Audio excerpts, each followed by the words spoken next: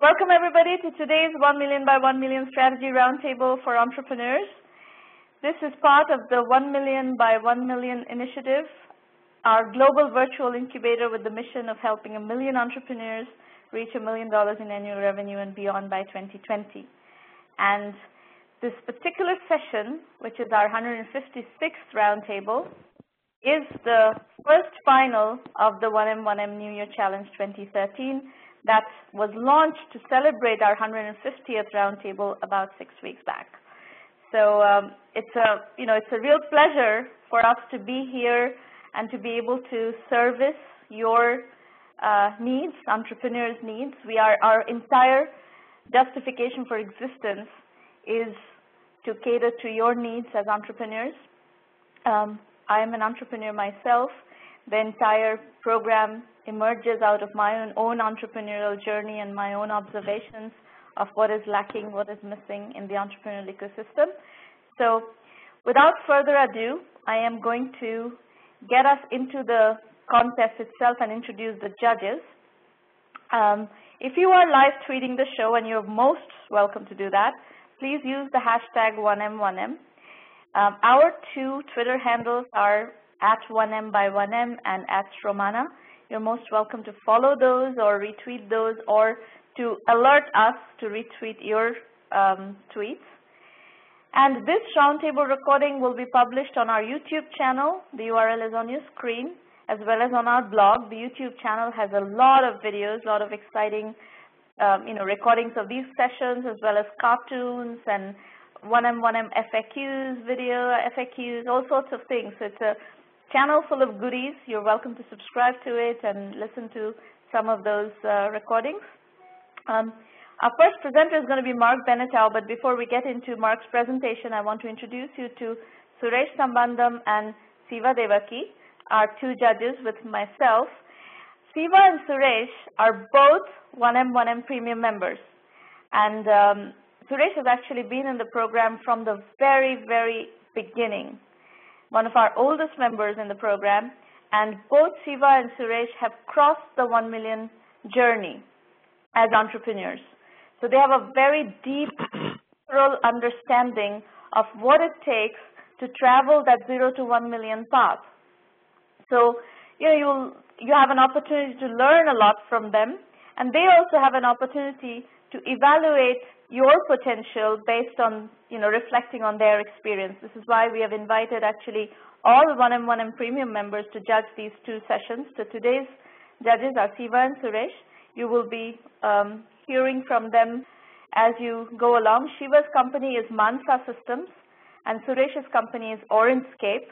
Orangescape has two products, a platform as a service product, as well as KissFlow, which is a workflow engine built on that platform as a service product.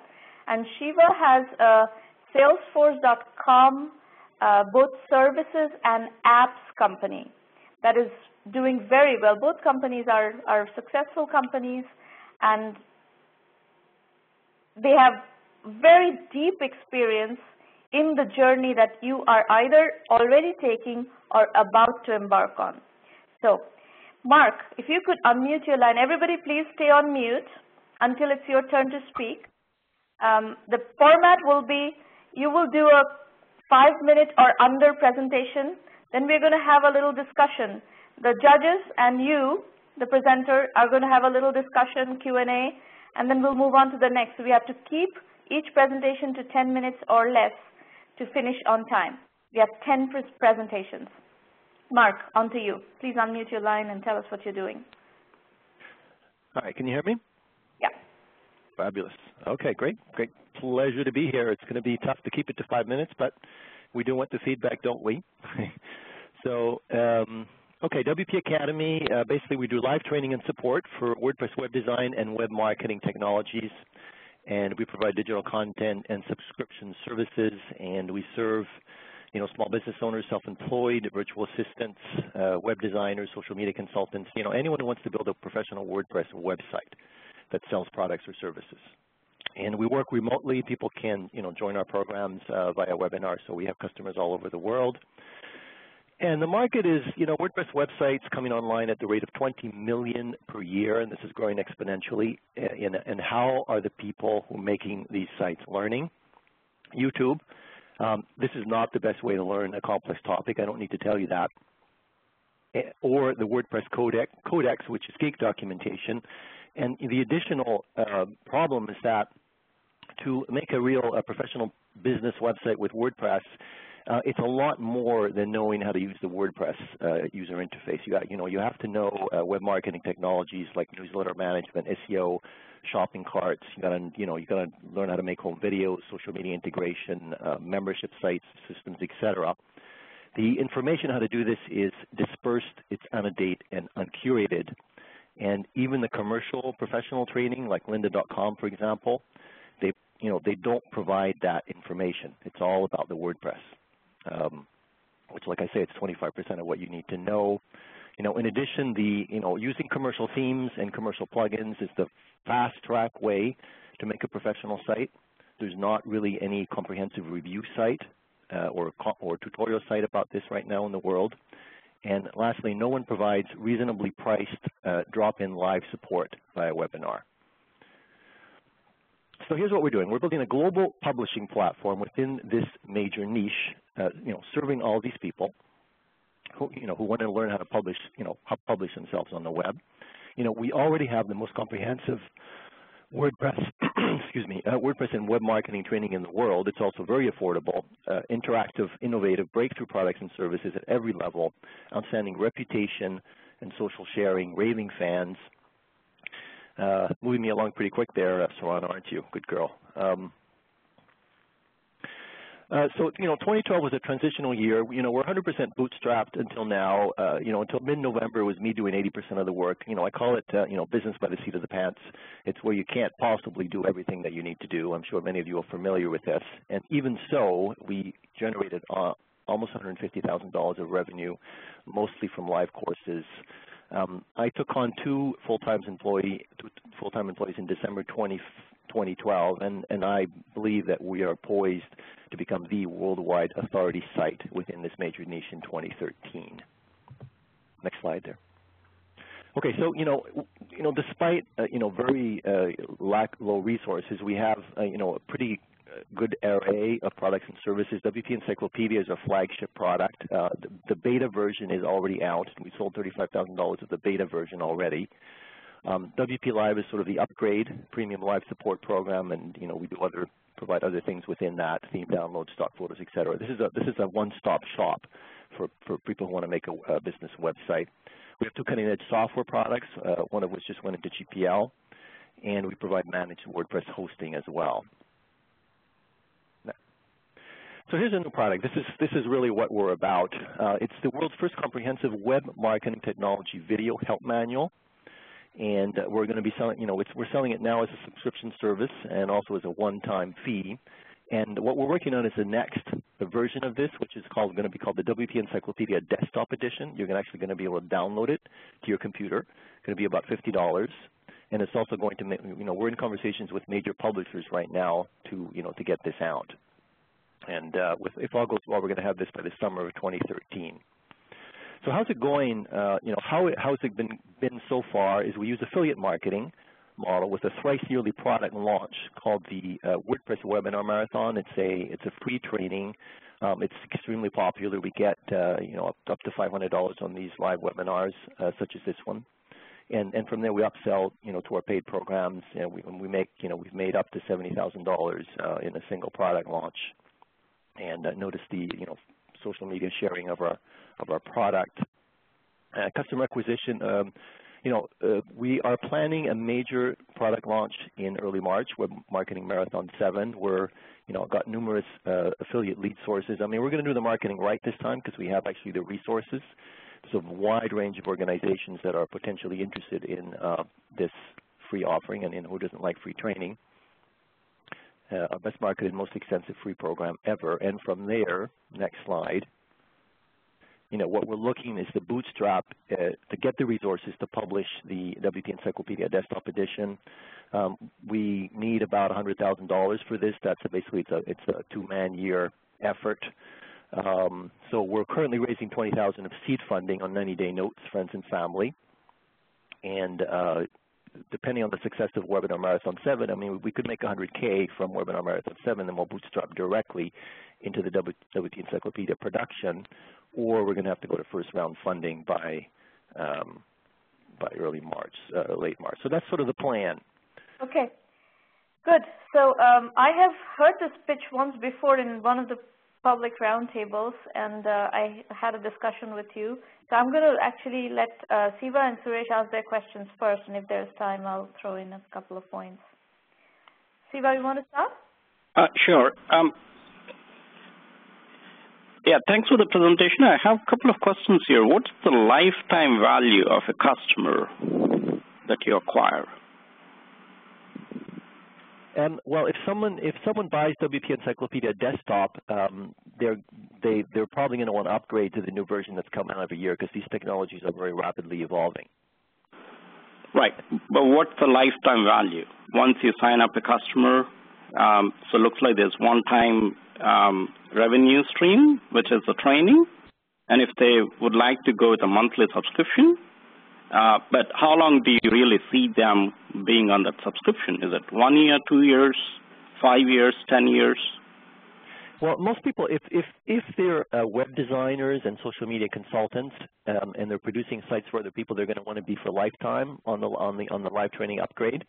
If they're just casual users, they're going to buy the WP Encyclopedia once, and then possibly they'll upgrade, next year if they're continuing working on it. But if they're done producing their websites, they don't need to upgrade. Okay, but you're pitching in only for the entrepreneurs and small businesses, right? Not necessarily, developers or programmers.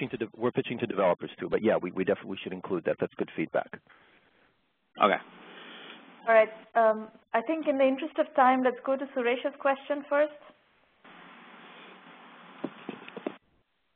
Okay. Hi, thanks for the presentation. That's wonderful. Actually, I truly believe there is a great opportunity for this service. I think there is a need. But the question I would ask is, there are a bunch of people who already know about WordPress. Are you targeting them as market because they're trying to understand it much easier? Is that your market, or there are a bunch of people who are trying to develop websites, but they don't know that there is something called WordPress exists, and then they can easily do that using WordPress, using your encyclopedia and other products? What is your real market actually? It's for anyone who wants to make a website, Suresh. Some of them already know that WordPress is the way to go, and some don't, and we're going to have to educate them. I mean, and that's why we're hitting lifestyle sites, entrepreneur organizations, because if they don't know WordPress, they need to. All right, we're going to finish this presentation with one comment from me, and I just want to underscore, Mark, that to raise money, you're going to have to present a market sizing analysis and a return on investment analysis for investors. And the question that Siva asked you is a very important question in this regard. What does your TAM model assume? That how much money are you making off each customer from how long, and how does that roll up to a total available market model for your business? So this may sound like a mouthful, and you may need to learn some more about market sizing and TAM models and bottom-up TAM analysis models and so forth, but that's one of the reasons why you're in this. If you win today, you are going to have an opportunity to learn all that within the program, but that is something that is of high order of business. If you can bootstrap with revenues, by the way, that would be your ideal option at this stage of the game, it will give you time to work out all those details for the scaling. Awesome. Thanks, Sramana. All right. Well, we're going to move to Vincent Serpico. Spotlight is the company. Vincent, if you could unmute your line and tell us what you're doing, that'd be great. Thank you. Thanks very much. Good morning, everybody. My name is Vincent Serpico, founder and CEO of Spotlight. Next slide, please. So who's our target customer? Our target customer are businesses that utilize remote employees to get projects done, and specifically software developers utilize remote software developers to get projects done, and I'll get into that in a second. These businesses have an opportunity that also causes a problem. So right now, you can go online and hire a really good software developer or tester or designer in about 15 minutes. Online marketplaces like Elance and Odesk are growing tremendously. They're doing over 100% a year in growth. There's an abundant amount of talent out there at a very, very low cost. All right, so what's the problem? The problem is that 50%, and some statistics have this much higher, of projects staffed by remote developers fail. I mean, that's a staggering statistic. It's unacceptable. And in my opinion, this is due to a lack of good communication. Let me step back for a second. I've been developing software for over 15 years with the help of remote developers. India, China, Ukraine, and most recently Mexico. My personal success rate is over 95%. Now, I have a success rate so high, not because I'm a genius or anything, but I follow a very methodical process that's rooted in communication and accountability. So we decided that we want to take this process and bake it into software so that anybody who manages remote developers, testers, designers can experience the same success rate that I do. So we said to ourselves, next slide please, what is the best way to go ahead and create this kind of product that will go ahead and mimic my own process?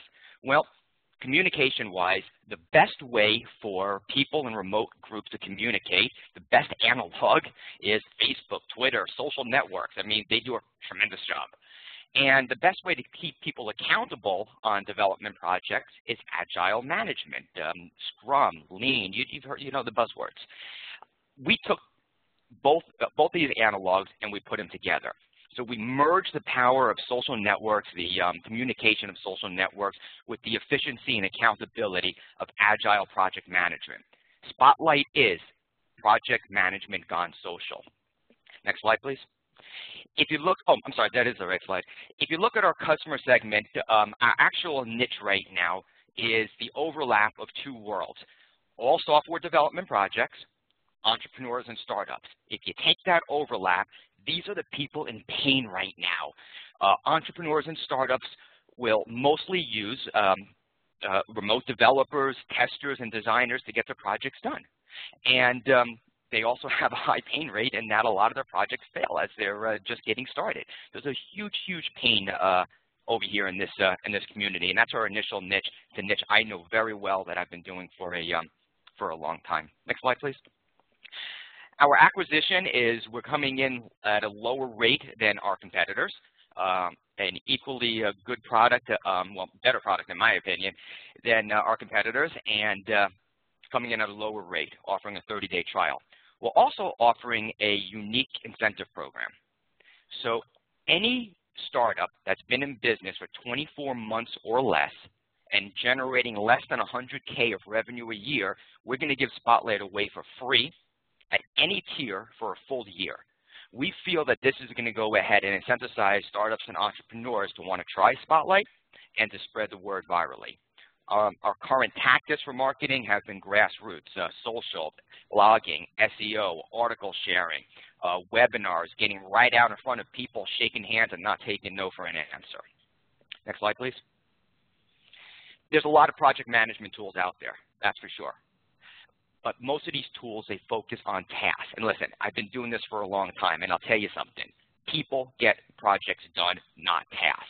Reich has a really rich feature set, more features than I've ever used. Basecamp, a nice UI.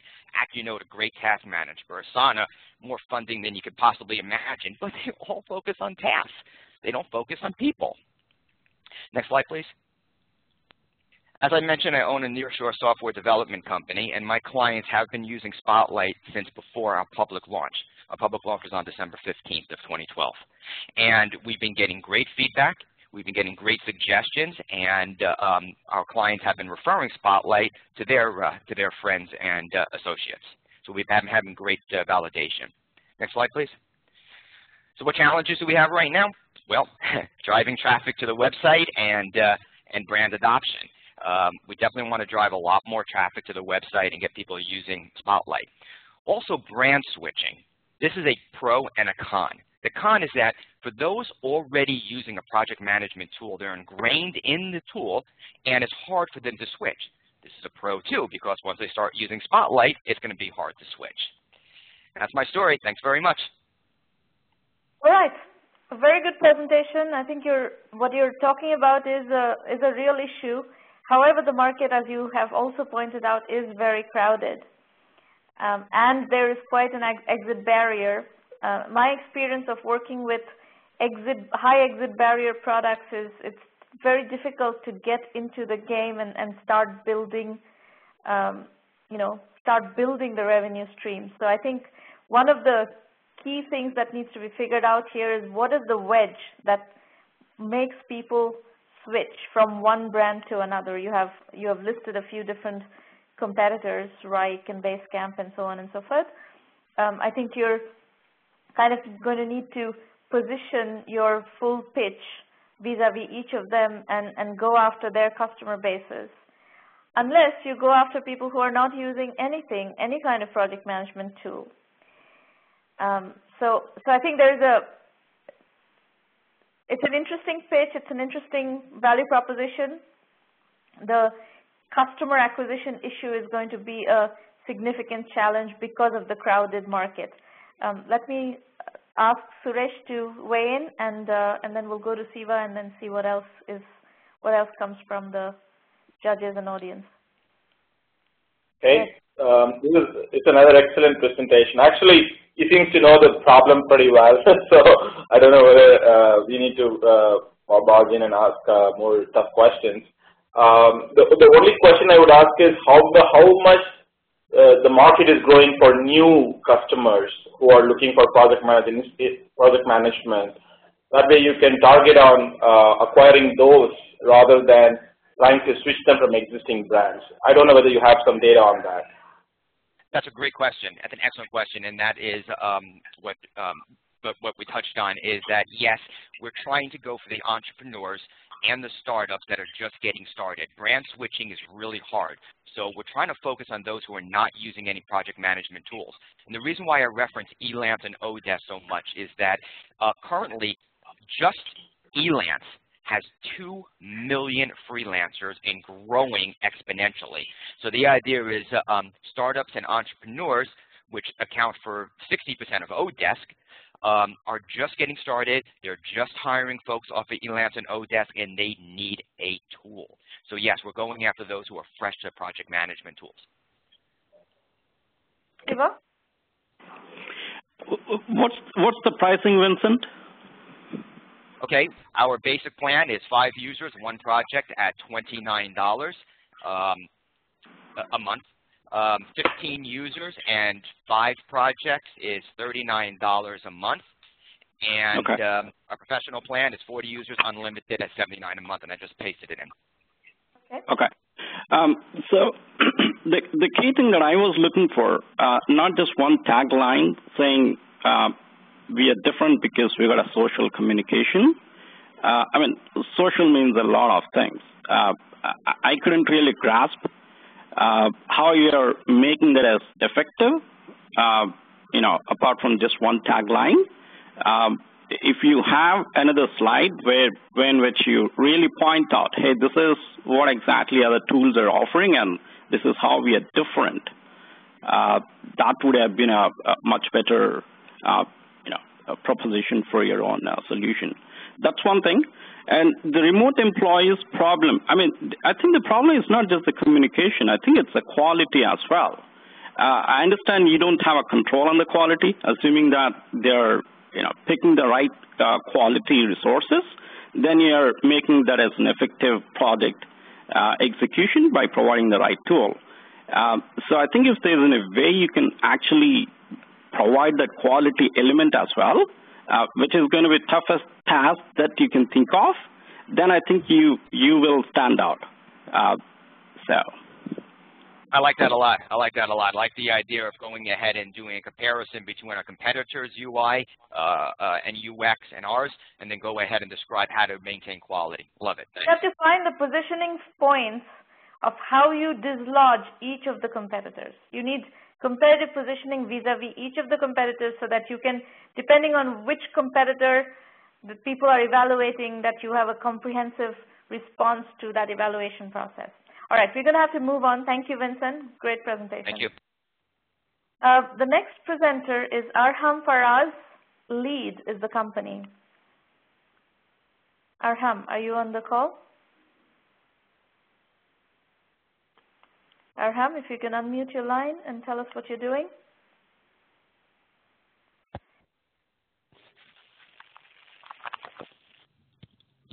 Guys, am I audible? Yes, now we can hear you. Yeah, one second. Yeah. Hi, everybody. This is Arham Faraz from India. I got to know about 1M by 1M by through LinkedIn network. One of the Indian authors, I had tagged her, I had connected her, then I got to know that Sramana is in her connection, Rasmi Bansal. So I sent a request, then from there I got connected with Sramana. Okay. So that's how I got to know about. She gave me a request to join the competition if I was willing to. Yes, so I thought I had a nice opportunity to take my project forward and make it as an enterprise over there.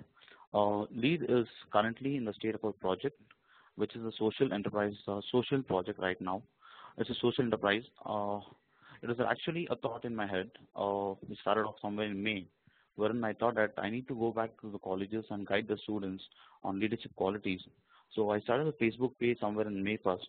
And by profession, I'm an IT professional. I've been working there for the last 7.5 years as a source code deployment engineer. So what were the pitfalls or fallbacks that we have been witnessing in the industry? I thought, let me go back and tell the students over there.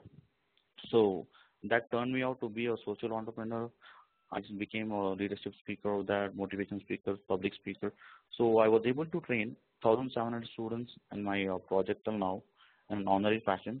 So I launched this project in a platform in India called sparktherise.com, which is an initiative by Mahindra Groups in India.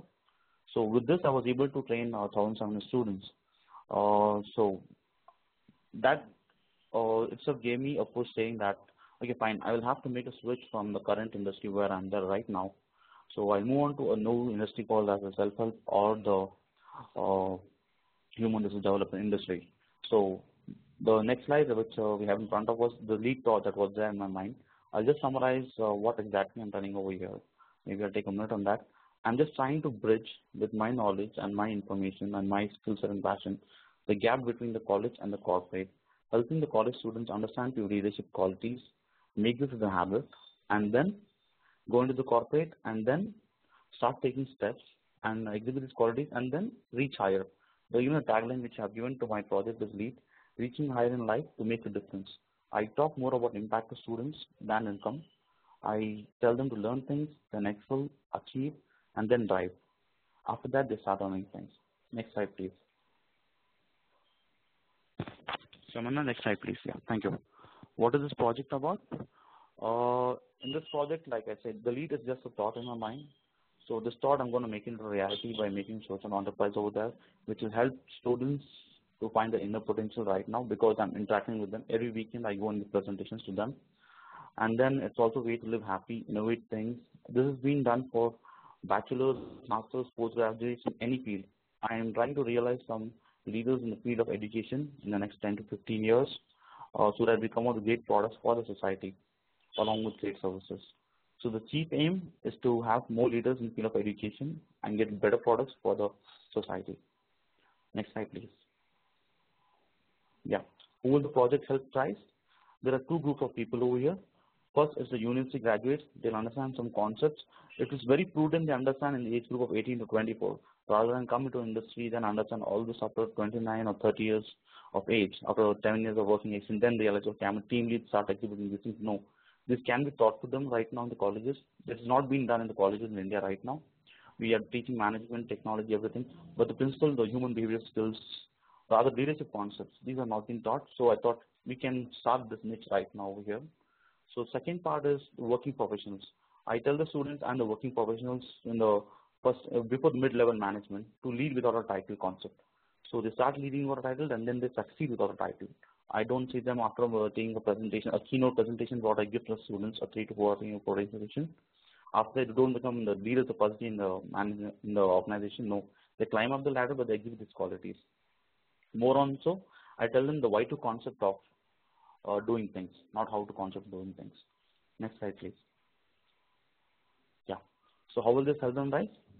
They have taught on the leadership concepts by the worldwide entrepreneurs or leaders or leadership coaches, what they have been teaching people around, how they have been improving lives, how they have been making people go get that. So this is what taught them. My own personal IT experience issues will be told to them how those have been handled, how the leadership qualities have helped me over there. So exhibiting these qualities, making a habit will actually help them a lot. Next slide, please. So now it's where I decided to make this project into an enterprise thing. The reason why I want to make it an enterprise is, first of all, I want to duplicate my efforts, get many people in my team who are passionate about leveraging other people's life, train them on these modules, and ensure that every week and I go and present in one college. So I'll have multiple people going on one weekend, maybe 5 people out there who can present like me. They can address in 5 colleges and ensure that people are getting the information on this. So more we start duplicating this, it will be helpful for them. Second thing is making an enterprise will help me approach the corporates. So with the enterprise level, I can go and present in corporates. Thereby, I can get my bread and butter. So the day I was in 1M1M competition, one day it so happened that I got the first position in the voting, and that day I resigned. So another 2 months is the notice period. So that's why I thought, okay, let me go to the new industry. So I'll have the enterprise will actually help me approach the corporates. So next thing is I'm trying to develop a hybrid structure over here. That is a profit and a non-profit model. I'll be training the students on free of cost. That's where I have realized the social enterprise. So when I train the corporates, that's where I get my bread and butter. So I'll be trying to realize this hybrid structure with the enterprise model. Next thing is last thing is I want to ensure that students learn leadership principles right now and make some impact. Okay. Next slide, please. Customer acquisition strategy. The moment I present to students, I take their email ID so that I can do some direct marketing to these students down the line, 2-3 years down the line. I have their email IDs. So right now I've developed a website. I'm yet to decide to make it a portal or not, whether to start engaging them right away. Because this thought was there in my mind to come down 5 years down the line. 2017 is when I thought, but again, suddenly it's passion, let me start it off right now. So until then, the website is realized, I'll be doing some YouTube and Facebook marketing for them. So that's how I'll take the students. So since the pre-presentation, the colleges invite me to present to students. So I get the students very soon. I can get their email IDs and save it with me. Next slide, please. Corporates. How am I going to approach corporates? Yes, that is a very big challenge in front of me. There is a good competition over here in India right now. Though we don't have very great leadership coaches over here, we have just a handful, but they're also good. So it will be a tough time for me. Yes, I need to bootstrap this. Fine. I'll get in there since I don't have anything to go back. I'll give my best shot and understand what needs to be done. One unique thing I'm different from the other leadership coaches over here is that my personal IT experience, the 7.5 years of IT experience, has actually helped me to go forward. So that's where, next slide please. I think so. Is that all? Yeah, I have some questions to Sramana. Probably I'll just put them as fast as possible and then we can have a discussion. On the capital side, I've got some $4,000 with me. That includes my survival for the next 8 months. Next is we are trying to develop a website right now. Should it be ready by the end of month? Should I make it a portal right away or should I wait for some more time? Because I still don't have my product. I don't have an ebook. Right now I myself is the product over there. I'll be putting an ebook on this. Next is your thoughts on the customer acquisition strategy, on the bootstrapping for the corporates. And finally, how to become a good entrepreneur? One reason why I joined this competition to become that. Any tips over there? We got it. Hybrid model. Yeah, stop that. So let me give you a very quick, we are a little bit, your presentation was longer than the time that we allocated for presentation. So I'm going to give you very quickly some feedback. Number one is it's not clear yet. What is it that you're going to be selling to corporates? Obviously, you know, this is for us to be able to help you, this will have to be a business, and it sounds like you want it to be a business as well. Now business, you know, entrepreneurship, our definition of business and entrepreneurship is that you have to get customers, revenues, and profits. So it's not clear to me what is the value that you're going to be providing to these corporates. What is the clear cut? Yes. Let me answer that. Product going to be providing. No, hold on. Yeah. A clear cut product that you're going to be providing to the corporates, and what is going to be the pricing of that. And until that is determined and validated, the rest of the discussion, we're not ready for the rest of the discussion. So that's my comment. How about Shiva? Do you have a comment, Shiva, or question? Sure. So first of all, it sounded like it's a non-profit initially to start with, and then slowly pitched in with the enterprise. The toughest problem for you is selling to enterprise, because enterprise itself is going to be a competitor for you. You know, you got to sell it to HR people, right? You got to convince them, not the employees. That's not going to work out. I think you have to, go back to the drawing board and then do the math and, how am I going to make money to sustain? You do not have business model in place where you're making money, whether through the non-profit service that you're making or even for profit. Both ends, I think you have to do a lot of work to make money. Yes, sir. Chris, do you have any points?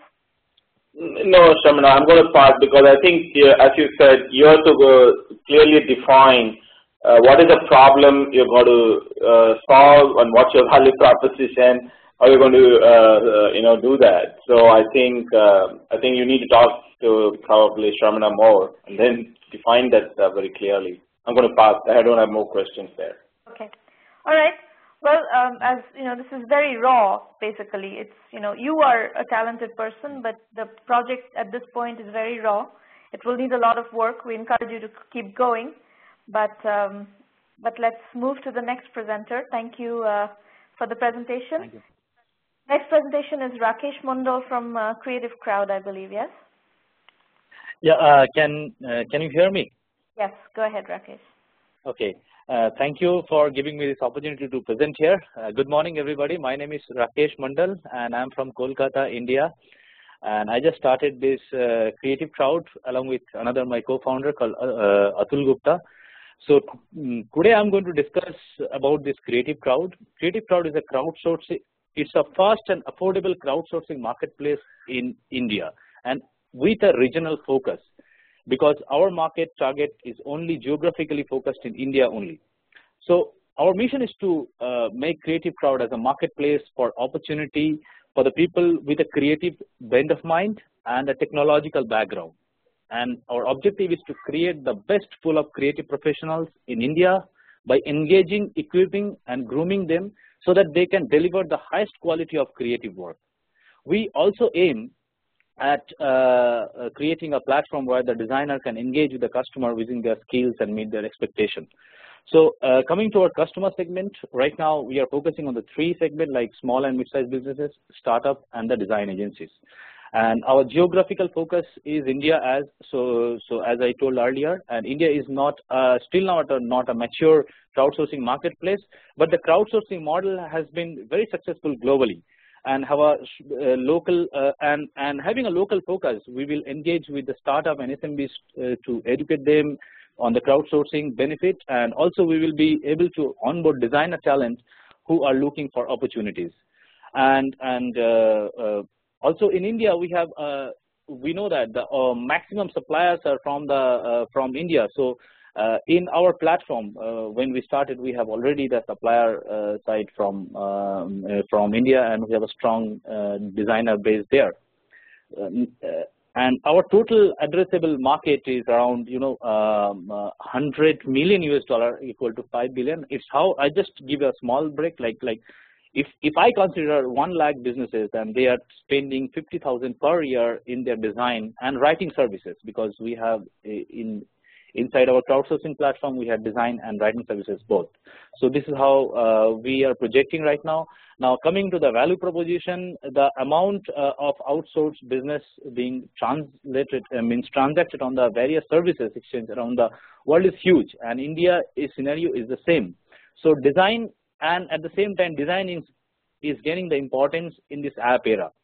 So SMBs and startup all are focusing on the design, because when they talk about their product, they just talk that their product has to look like a rocking UI and all. So through the crowdsourcing platform, they can actually control their budget. They can have the multiple options. They can have a good variety of choice.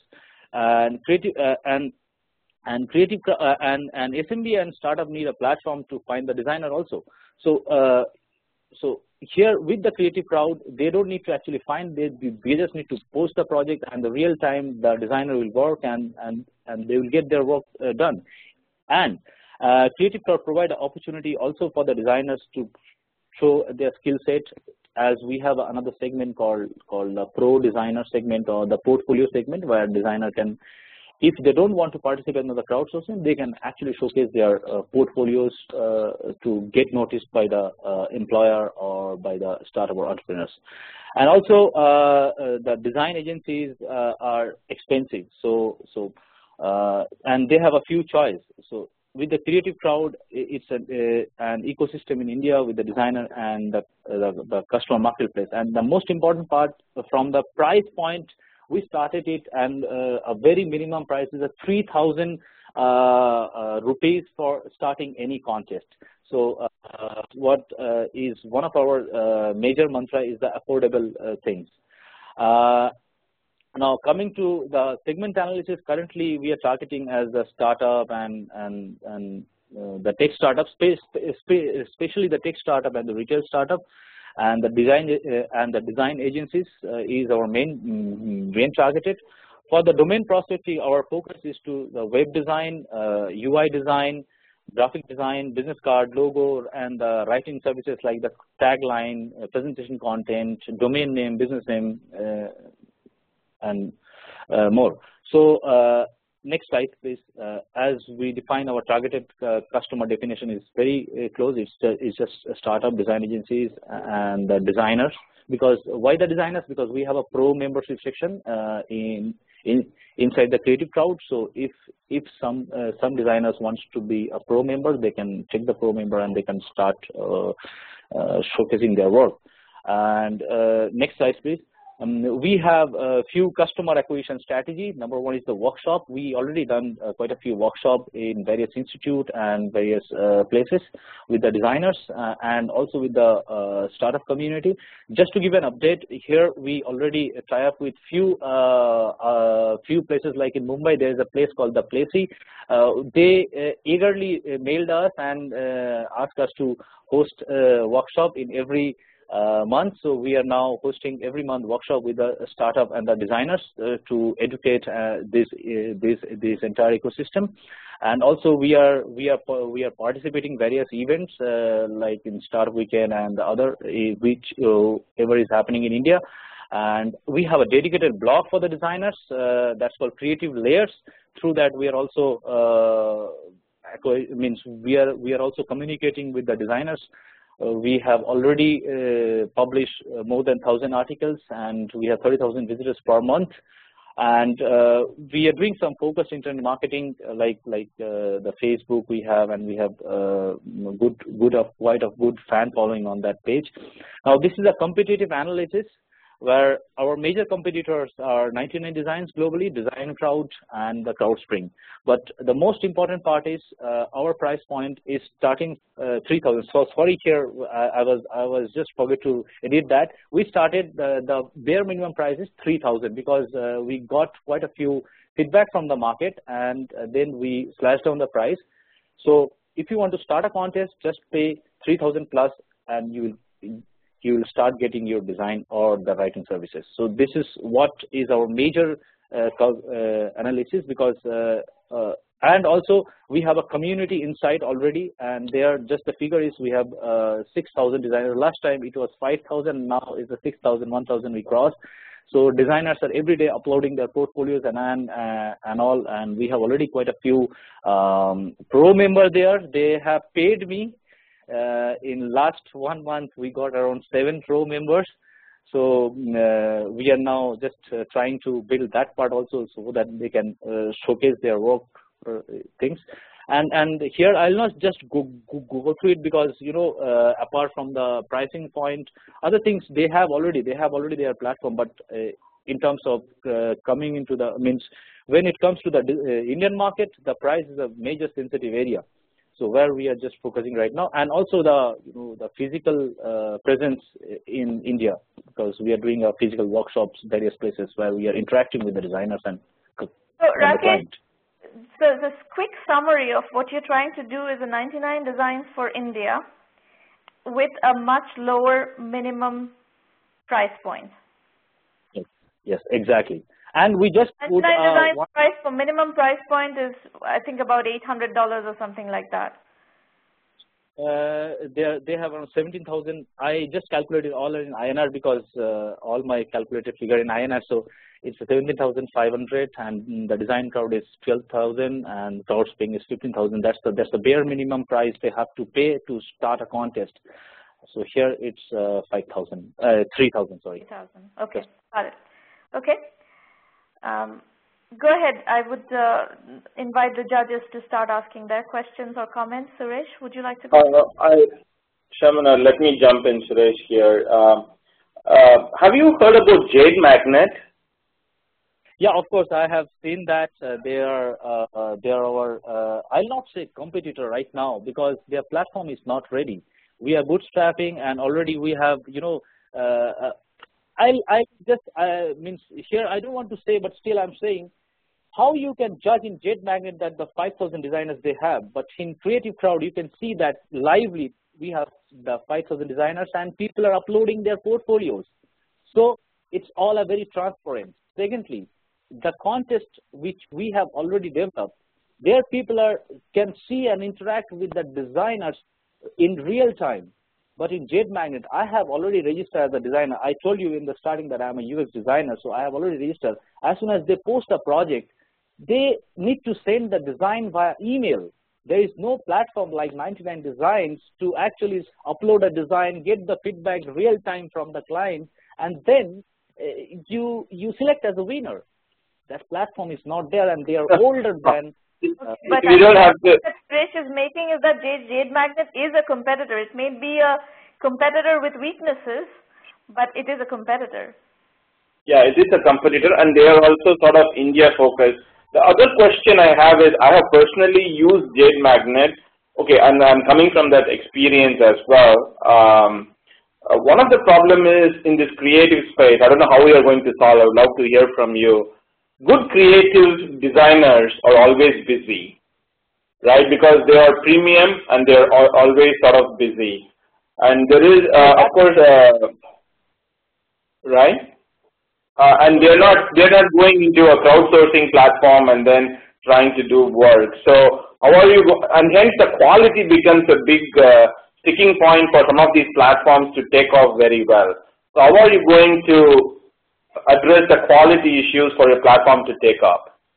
Suresh, I think this is exactly the 99 Designs model, right? So 99 Designs faces this exact same issue, and there are some very good designers working in 99 Designs. Yeah, I'll tell you something because I am participating 99 Designs from last 2 years, and I'm bootstrapping my model from 99 Designs only. So if you see my portfolio, I'm sure you will be amazed with my portfolio because I work a company like Voxer. I work a company like Sweet Tooth. They are a well-known startup in US. So they all came to crowdsource, and we give them support.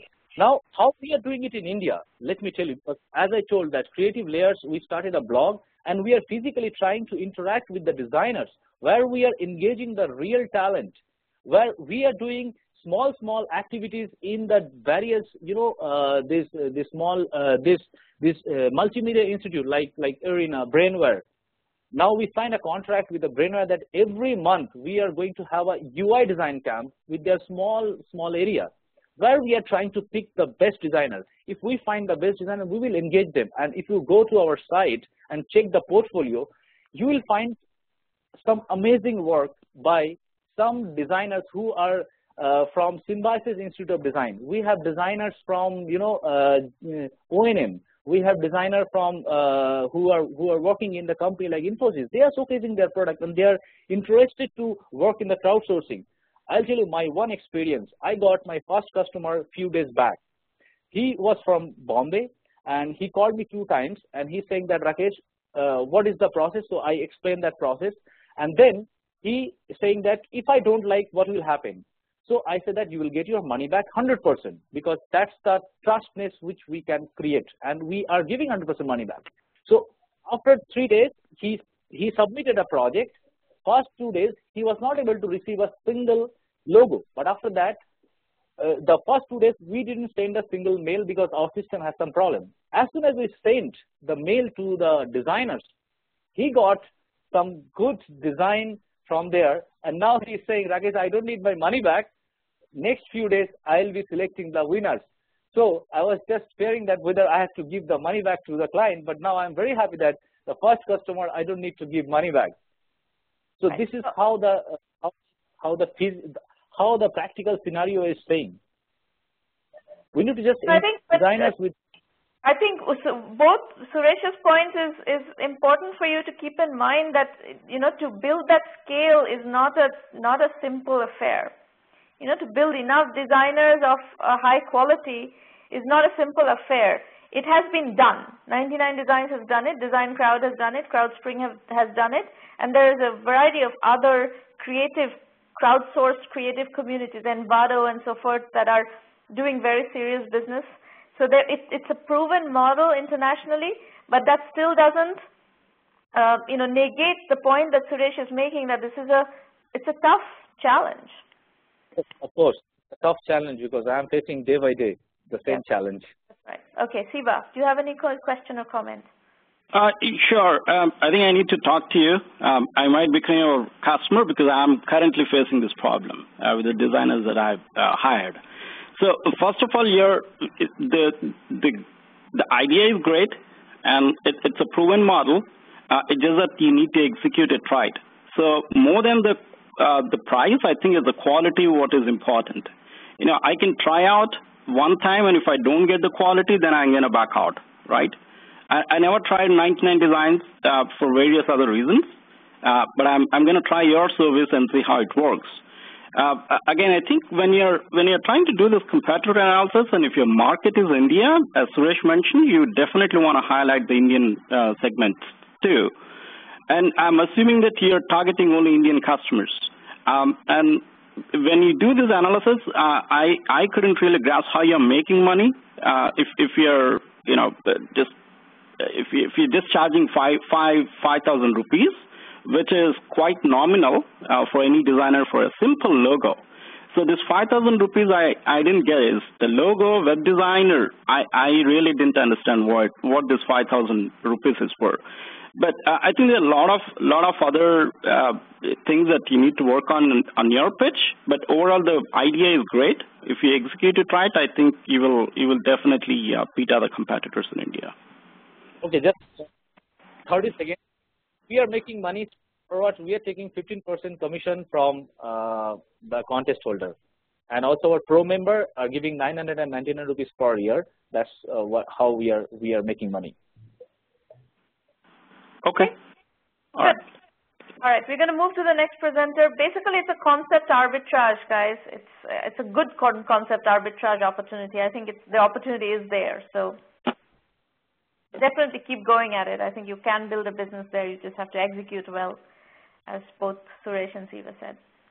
All right, Playrock, Tamir Rosenblum from Israel. Tamir, please unmute your line and come and tell us what you're doing. Hi, good morning, everyone. Can you hear me well? Yep, I hear you fine. So my name is Tamir Rosenblum. I'm the co-founder of Playrock, and we are a location base for gaming network. Next slide, please. So a little bit about the mobile gaming market. It's hot. People own more and more smart devices. That's one. Spend more time in playing games.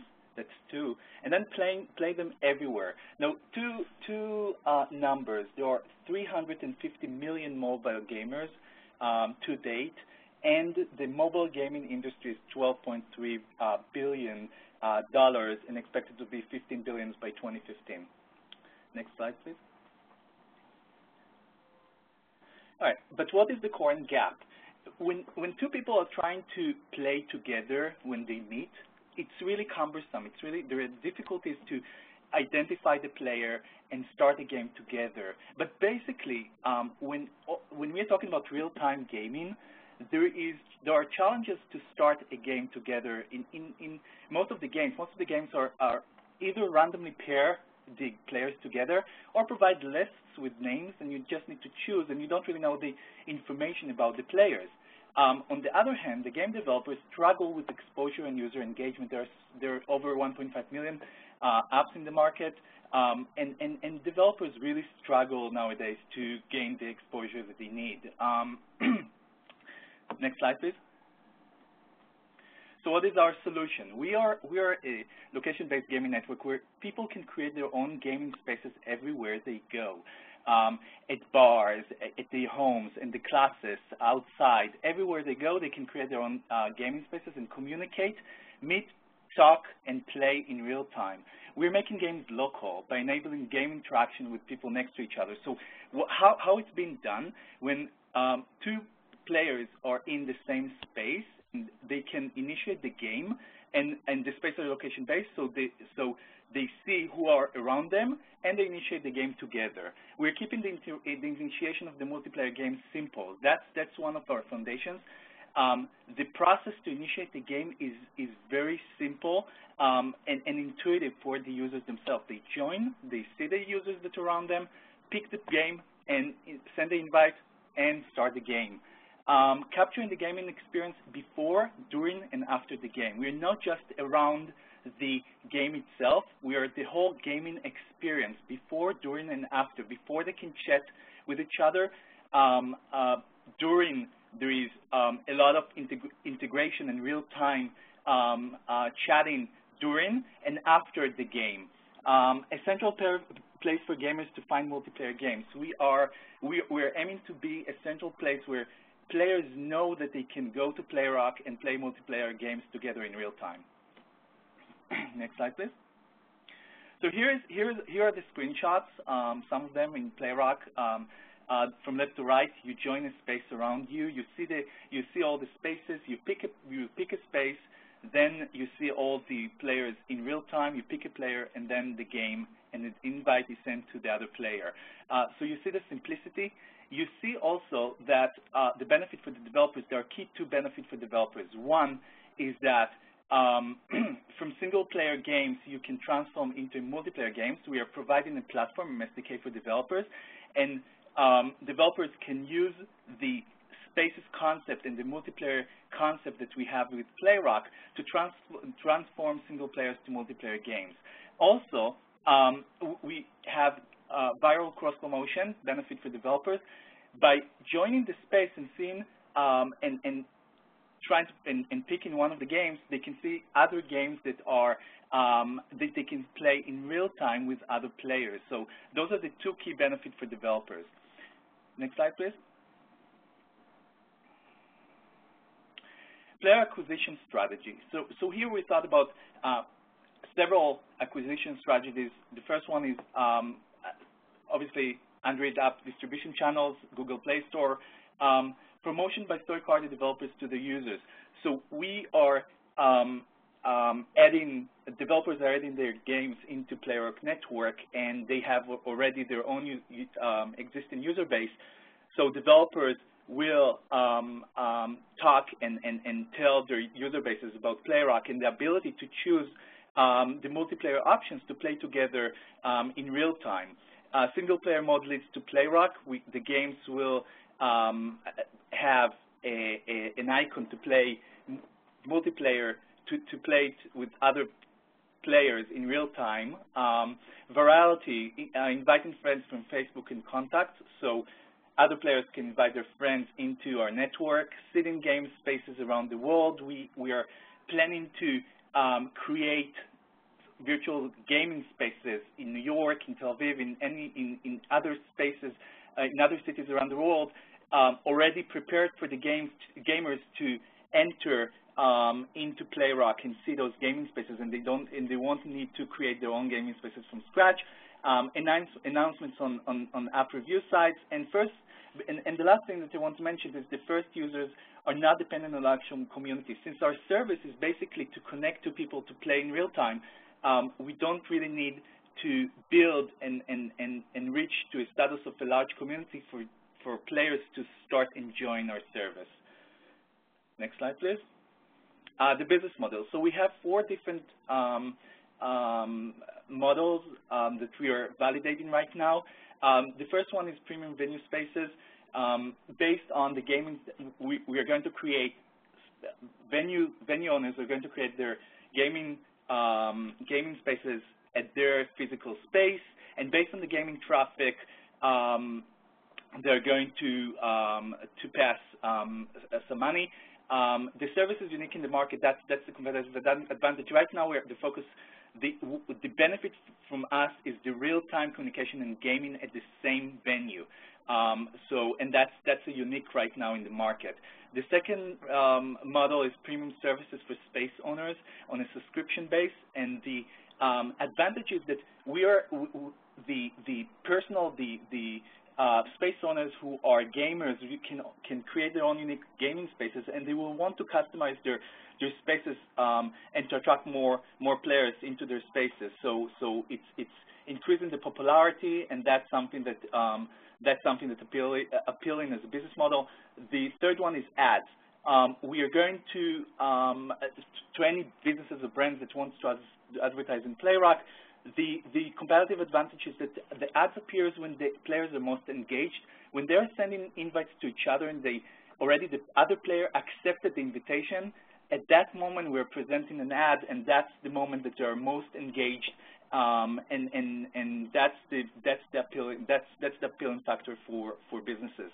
And game integration for developers, percentage from the relevant sales. We're talking about games that are either have developers that either have paid games or selling content, selling virtual goods at their games, and to have a percentage cut from the relevant sales. Next slide, please. So about the competitors, there are no real-time gaming platform with location-based gaming spaces. However, there are some competitors that are working and providing SDKs for multiplayer gaming games. PlayPhone and HazeUp are the largest ones. But again, they do not have a location-based gaming spaces at the moment. Tell me a question here. PlayPhone and HazeUp can take single-player games and turn them into multiplayer games? PlayPhone has an SDK with certain functionality that can help developers to turn it into a multiplayer. The key point here is the simplicity, and I can mention here that we're working with various developers that and the feedback, they provided a great feedback, but the most rewarding part was that they keep converting more and adding more and more games on their own games after the first one that they integrated, because this service is so simple to transform single to multiplayer games.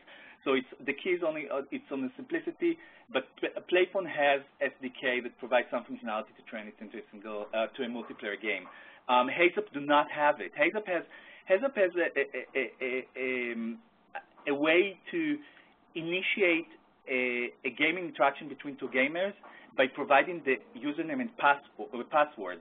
So they have their own way to start initiate the game, but it's very, very limited at the moment. But we add them there because it's kind of somehow referring to what we are doing. So I want to give you a bit of feedback here. You know, in the previous slide, the business model slide, and I've said this to you before, I think in a previous pitch. For me, the developer value proposition of going from single-player game to multiplayer game and to be able to cross-promote across games with some sort of a business model that addresses those needs of developers is one of the most compelling ones here. The kind of question mark or reservation I have about these premium venue spaces and all is the sales cycle and the process of selling to them. You know, how many venues are there? What is the sales cycle, and how do you, is it a profitable selling model to get to these venues? And then the other question I have is that if location is your key differentiator, that you can do, this multiplayer gaming within the,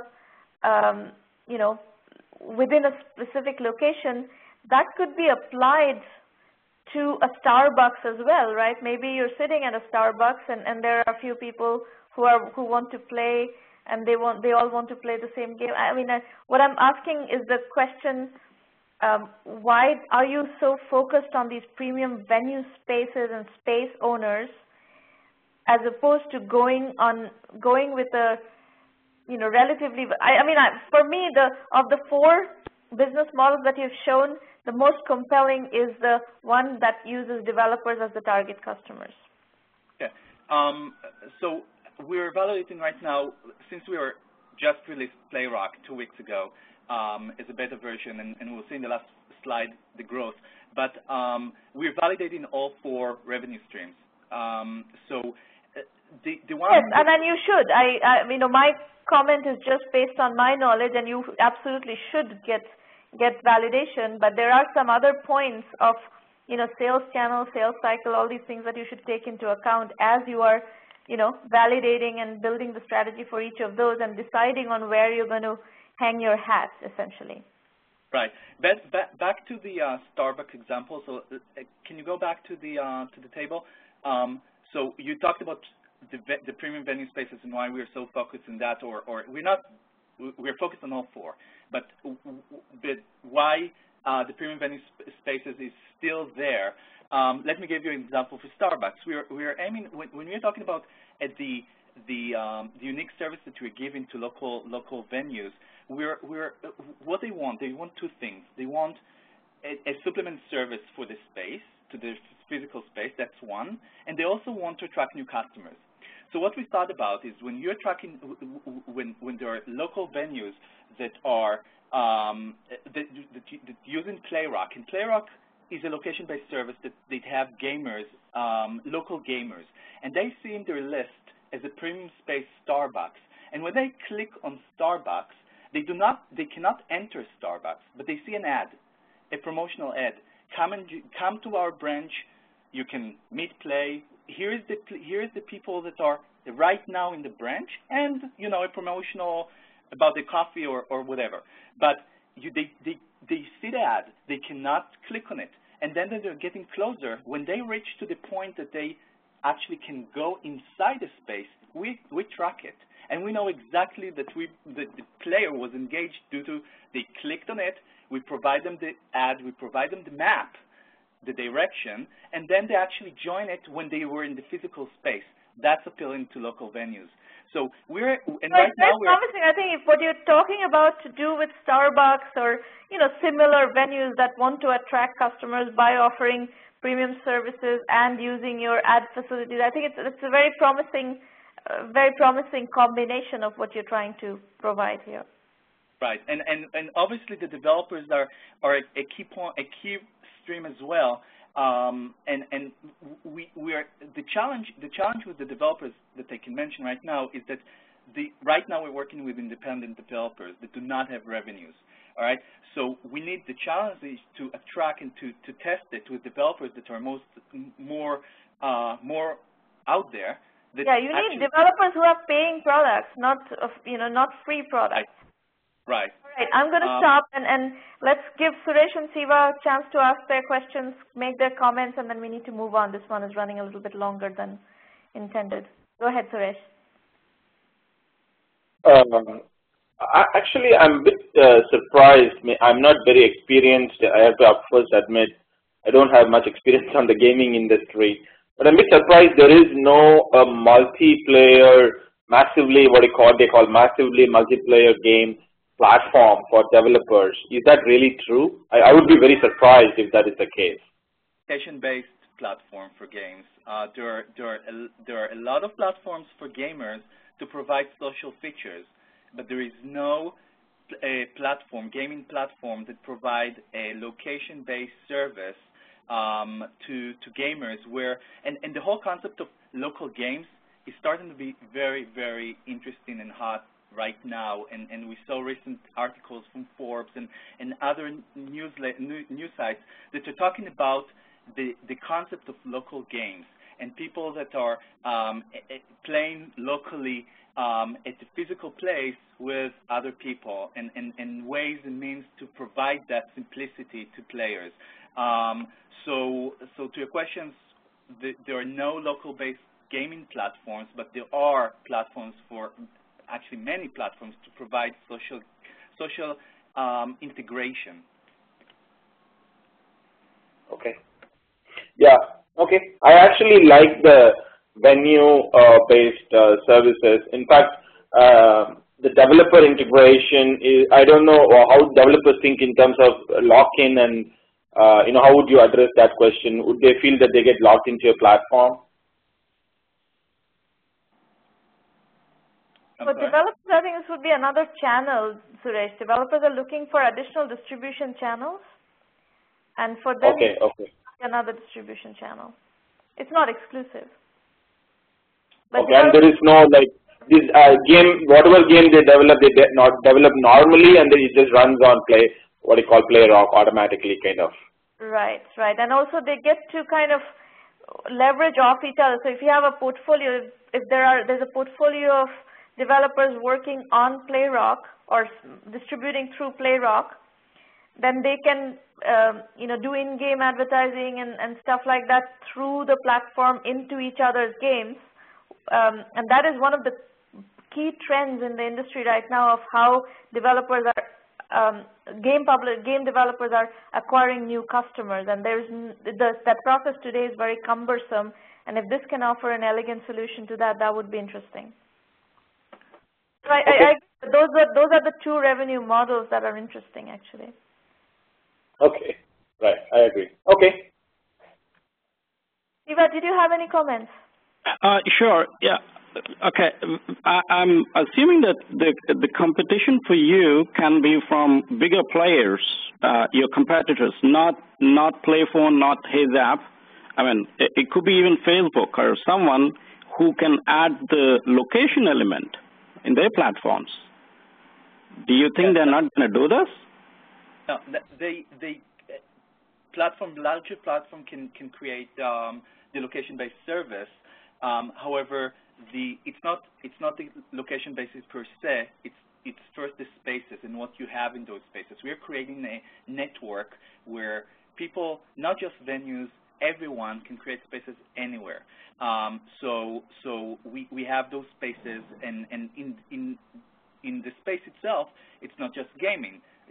It's before, during, and after. You have communication. You have the one-on-one chat. You have so we are creating an ecosystem for gaming experiences. Yes, large platforms can potentially choose that route, but when we are building when we are getting momentum and we have the spaces and people creating those spaces, the spaces are the data and the unique intellectual property that we will have, not the location-based service, not the actual location-based feature, but the spaces that people will know that they can join and participate in real-time gaming experience already with us. Well, I mean, so ultimately everything boils down to the revenue, right? The revenue is coming in from the venue owners. So then your focal point has to be, how do you really target those customers, those end customers? So for them, the interesting thing is the location, not the spaces. Spaces is virtual. It's not physical. And that virtual thing, the only monetary aspect is from the developers. I'm not sure how you're going to target the business ads for the spaces. So I think you may need to have a little bit clarity there, how you're positioning your game, the concept overall, and how is it tied to the actual revenue and customers. But the concept is great. Again, I may not be a great gamer, but I understand from a concept-wise what you're trying to do. Two things that you may want to keep in mind. Number one, how do you tackle the competition that's going to come in the future? Anybody can add this location-based services, and also acquisition of customers is going to be an issue for you. If you're targeting the physical business owners, it's something similar to what Foursquare is doing, right? So the customer acquisition is going to be a problem for you.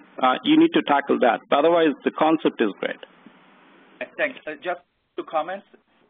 Yeah. One, we need to finish, Tamir. You've gone way over time. just to answer the observations. One is you talked about the competition with large developers.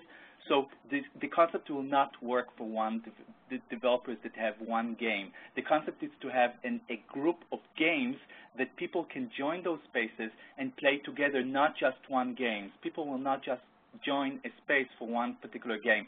The second thing is Foursquare, yes, but we're saying we're developing Foursquare for gaming. Foursquare is not going towards gaming and real-time gaming, and that's the focus for us, to provide a real-time gaming experience for players. All right, thank you, Tamir. Thank you very much. Obviously, your concept is complex, and it's hard, and you're doing 4 different segments. It's hard to explain in a short window, but thanks for trying, and I think we've got a feel for what you're trying to do. It's very promising. Lots of work needed, obviously. We're going to move to Deepak Panigrahi. The one in between Ashwin is a no-show, so unfortunately, that waits a slot for somebody else who could have competed to win the contest. Deepak, you're up next. Good morning, everyone. So, can you hear me, Sramana? Yeah, we can hear you. Hello? Go ahead. Great. So, hello, everyone. I'm Deepak Panigrahi, and I represent InstaSafe. And what we do is a secure instant access as a service.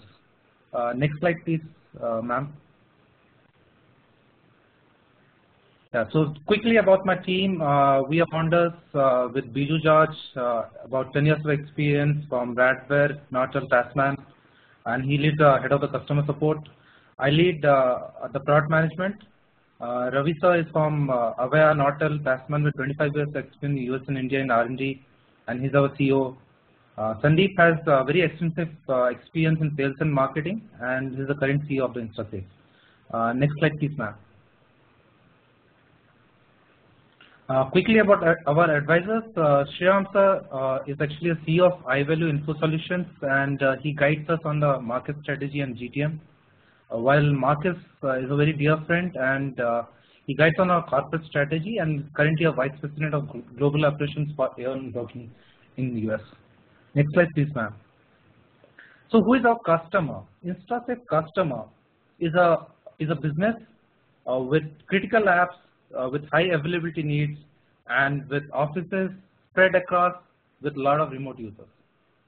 And what we do there is, we provide secure access as a service where network drives, email, CRM, ERP, internet are actually provided with a role-based management access for a variety of kind of remote employees through a cloud-based model. We also, as being a cloud-based solution, we do an inter-cloud connectivity as one of the use cases for us, where we bridge LAN to the clouds.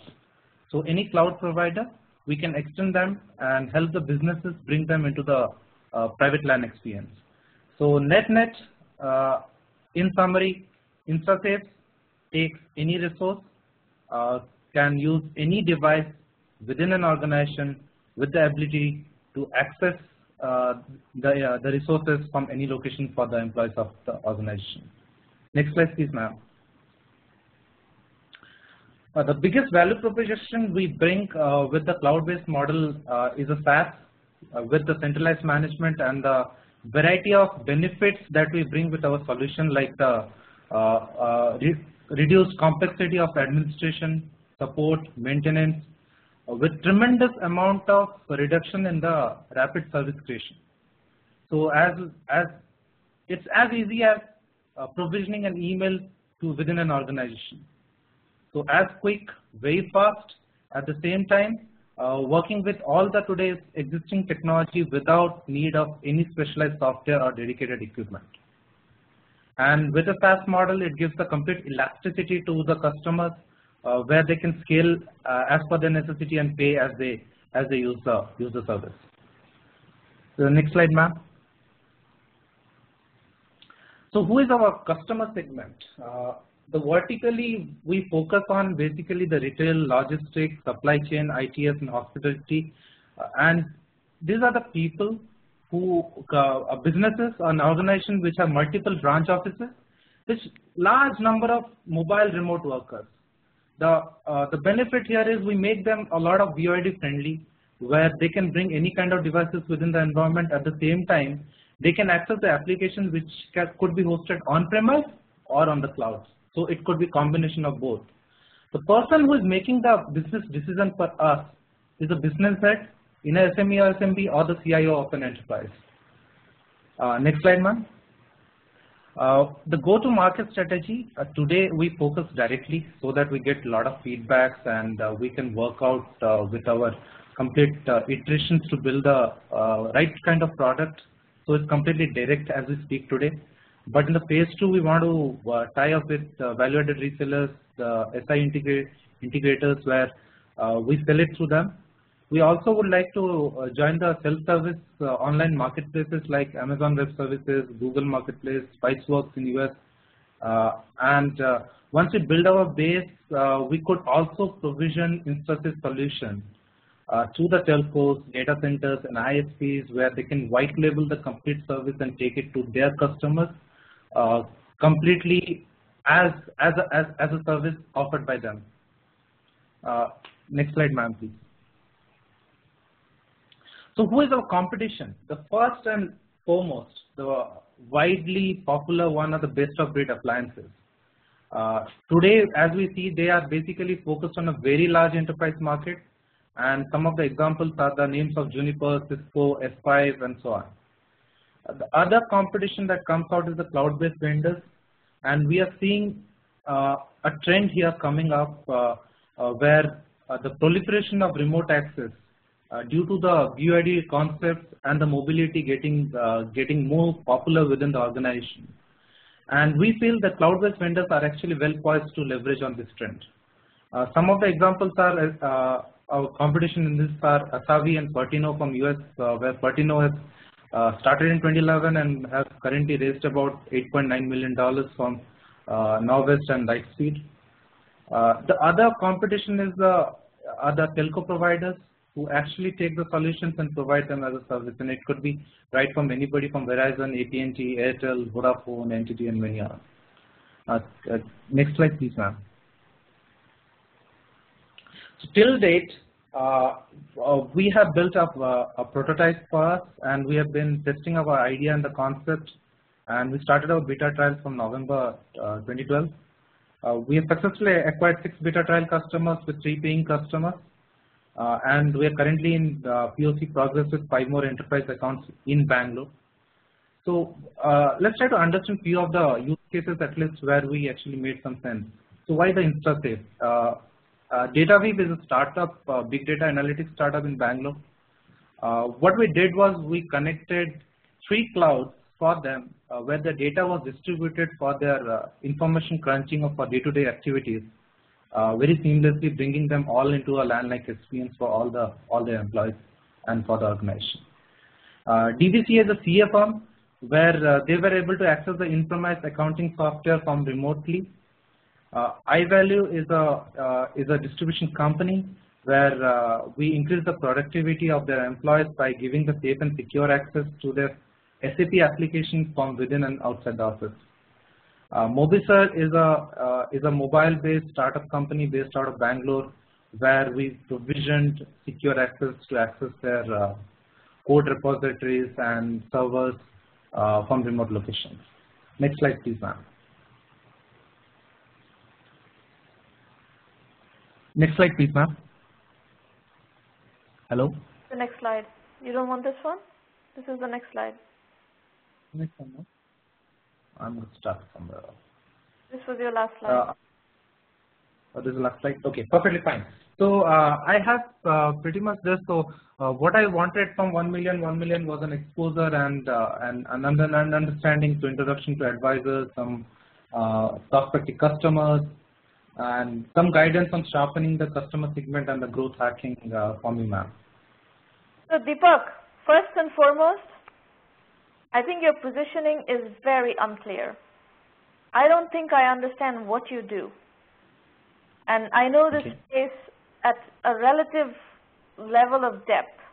We have a lot of cloud management, cloud operations types of companies in the portfolio, and it's also a space I cover, so it's a, it's a significantly, a space that I have played with enough that this is either you have not got your competitive positioning right, or it's just something that you're not able to articulate. I don't know which one it is, but I cannot understand what is it that you're doing. Suresh and Siva, did you have a better luck with understanding what they're doing? So ma'am, can I make an attempt here? No, just a second. I want to first hear from Suresh and Siva. I got the same comment from my end. I didn't understand what you do. What's the business pain point for your customers? And I had no clue what exactly you're doing and how you're different. Suresh? My hunch, I don't know whether he's leading to what they call mobile data management, where Zenprice and Good.com operate. I don't know whether he's not able to articulate that. Is that what you're trying to do? So can I make an attempt now? Yeah, go ahead. Quickly, I'll just take it. Yeah. So if I have to tell you very brief, we are basically a cloud SSL VPN solution, cloud-based SSL VPN solution, where we do not require. I didn't follow. What is that? It's a cloud-based SSL VPN solution. Oh, yeah. SSL VPN. Okay. So where we do not require any kind of dedicated hardware or software for provisioning this the security service. But that exists. That is, you are not the only company doing that. That exists.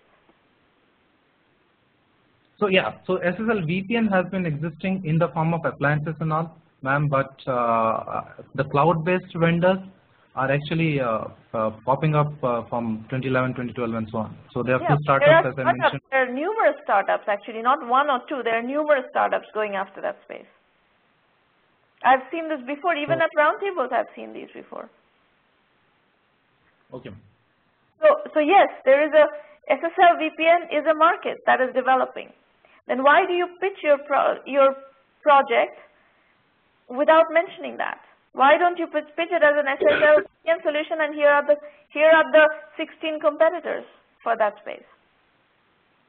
And how do you differentiate those competitors?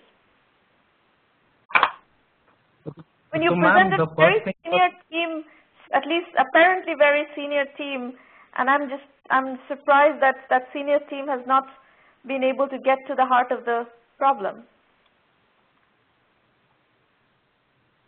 Okay, ma'am.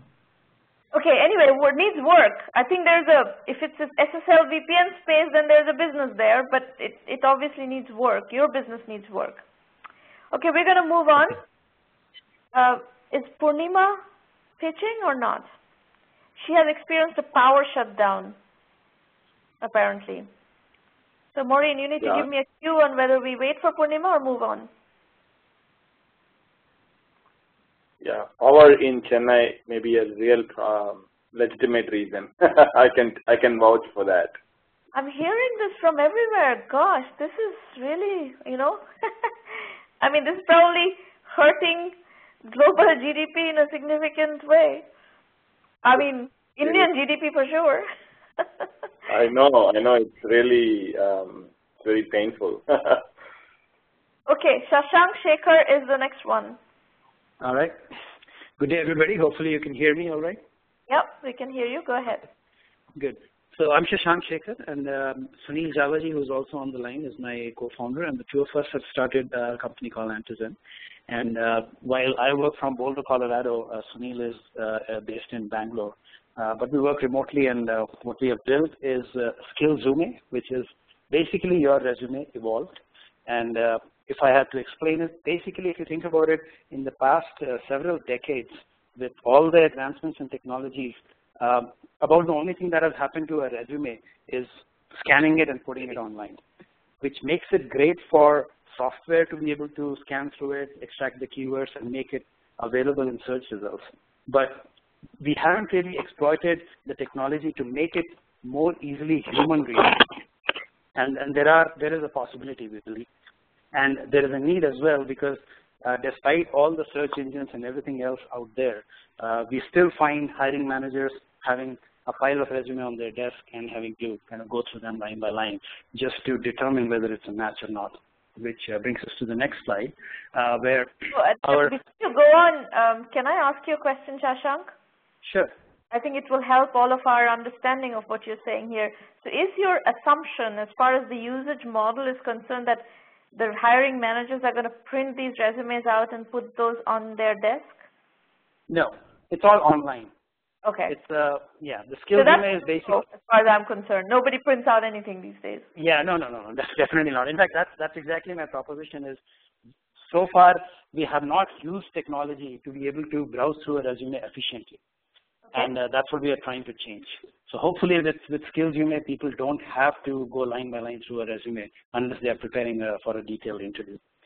So our customers, we are targeting two different segments. I'll just talk about the paid segments first because that's where we earn our revenue from. It's a cloud-based automatic resume screening engine. So subscription-based, people pay, or hiring managers or their recruitment teams can subscribe to licenses and pay us a monthly subscription. What they get in return is essentially the way it works is hiring managers create a job description and then somebody is trying to extract out the meaningful keywords and then putting them on various search engines out there. And they get a pile of resumes, but it's invariably not very effective. The reason being that a job description typically is not just a single skill that you're looking for. Usually you have a requirement like, okay, I want an expert in Java who is a little bit familiar with Python or something like that. But if you think about it, none of the search engines support that kind of a search. So you are reduced to doing some sort of a Boolean expression, as a result of which you would be searching Java plus Python, and now you get Java experts and Python experts. And now that's where the manual effort is required because somebody has to go through to figure out who is more of Java and who is more of Python to figure out the relevant candidates. Well, that is exactly what our skills engine automates. You just give it the job description, you give it a bunch of resumes, and it's able to kind of say that, okay, these candidates are good for this job description. It gives a metric in terms of percentages and everything. Apart from that, it also gives a very visual representation of the resume. And the very last slide, when we're doing Q&A, we can just put that up there so people get a feel for how it looks. It's still an image, but it actually is more interactive on the website. It won't be apparent in the slide. But anyway, so that's the main value proposition. And same thing for job seekers. By creating their skills resume, they become more visible to hiring managers because hiring managers are easily able to browse through their profiles and figure out what are the strength areas for a particular candidate. Right now, we are focusing on the IT sector because that is what we have trained our software to do, to understand the domain and effectively do a match. And all the disciplines in the IT sector are in the software. Targeting mostly small to medium recruitment and staffing firms who deal with volumes and volumes of resume. We do want to target large corporates who also deal with volumes, but the sales cycle is very long there and they require for anything cloud-based. Sorry. Penetration is exactly right. As the mid-sized recruitment firms is exactly where it should start. Yeah. In the I think next slide I might talk about how we got there, or maybe the one after. Anyway, let me just keep going. But yeah, exactly. I mean, we talked to corporates and we realized the sales cycles were extremely long for them, and we can't afford that. So for now, we are focusing on these small to medium recruitment companies and staffing firms because it's their daily problem. And our customer acquisition strategy right now is basically cold calls and emails and personal references from our advisors and friends. Later on, we do expect to build an online presence via blogging and other opportunities, so we get some inbound leads. But right now, it's just reaching out to them directly. As far as job seekers, attracting them to create a skills on our website, it's the usual Facebook, LinkedIn, Pinterest kind of channels that we are. But people need to be on your site, or you can take any kind of resume, right? Yes. Doc files, PDFs, LinkedIn, yes. All of that, right? Yes. So for the hiring managers and the recruitment agencies, our pitch is you have a pile of resumes, electronic versions, just upload them and you get a matching or a no matching result from there. For job seekers, we are saying, well, again, you upload your resume and you create the skills resume and pass that link around in your resume or in your job application. Because when somebody gets your resume, this is one place they can come and quickly see what you're about. Instead of having to spend 2 minutes on a resume, they can within like 30 seconds by a few clicks figure out who you are. And hopefully part of the story. I'm more interested in the paid value proposition for the recruitment firms. Right, and that is what we are mostly focused actually, on. I have a quick comment. Meaning, this sounds like very good. Meaning, I would rather, if I were you, I would start a jump and build this something equivalent to a reperative for LinkedIn, because all the job hiring is moving to LinkedIn from the traditional platforms. And I would rather build a plugin, and just like how reperative did it and then they got eventually acquired by actually LinkedIn. There is a tremendous need to sort of go, because you're not going to get the job seekers to come and register, and this is a very tedious process. It's not going to happen overnight, and you want to do that for next 10 years. But these people are already there on LinkedIn, and if your application can be a plugin into LinkedIn and work very well with LinkedIn, and the job hiring and management process in LinkedIn is little messy. Actually, I'm using it myself. And I can tell you there is a lot can be done there, and that's a beautiful watering hole. That's exactly my impression as well. I think that was one of my questions: is what is your LinkedIn strategy, and that gaping hole there. Right. No, so we do our website. You could actually, instead of giving a whole resume, you could just plug in your LinkedIn public URL, and it will just parse out the whole thing and integrate it and do the same matching thing that it's doing with resumes. Resumes is just an option we put out there because a lot of recruitment agencies that we are talking to, they only have resumes. They do have LinkedIn URLs, but primarily they get resumes and emails. So we have support for both. Yeah. Okay. Yeah. All right. And in terms of competition, most of these recruitment agencies do use some form of software, either from LinkedIn or a web-based thing, or just desktop systems from other companies. The problem there is, while all of them do include some form of search, the search is not their primary focus. It's usually about an ATS, an applicant tracking system, or maybe social recruiting, where how do you get the word of advertisement about your job out on various social channels, while we are focusing solely on search and making it more efficient for them. So they don't have to employ a team of 4 recruiters to do the same thing that our software could do in 30 minutes. And that's the value proposition to the recruitment agencies. For job seekers, again, this is something that we are just getting into right now, and sounds like it will obviously take a long time if this has to succeed, but this is not our money-making proposition here. And here, of course, people have a lot of avenues to go create their profiles, so we try to integrate with them, but we hope to generate some interest there. So, sorry, I couldn't resist to interject here. See, it's a pitch that one more thing that you could do in your pitch is, you are saying that your resume is a visual thing, right? I would rather start out your whole presentation and say, this is how a normal resume looks, and this is how the visual representation of skill resume looks. And instantaneously, somebody like, me or Sramana or Shiva who's listening to this, we get an idea what the hell you're talking about, right? Got it. It's already visual, you are saying, but we're not seeing the visual in the presentation. I understand, and I was tempted to do that. I was just trying to follow the guidelines that I received in email and structure the slides that way. But yes, ideally that's what I would do. That's what I do when I go to customers. But sure, and hopefully the last slide, when we leave it on there, you'll see what I mean. Last question. We need to move on, but last question: what are people willing to pay for this? We have basically positioned it as a per license $50 monthly subscription, and we haven't really heard any pushback from users. In competition, they use other products like Bullhorn, Reach, and stuff, and they pay $100 to $150 a month. So we have priced almost half of that, but then they do have other features like ATS and all, which we are not focusing on right now. So we are putting it at $50 a month, and we haven't seen any resistance from customers. So this is how it looks. Anyway. Okay. I think we're going to move to the next presenter. Yeah.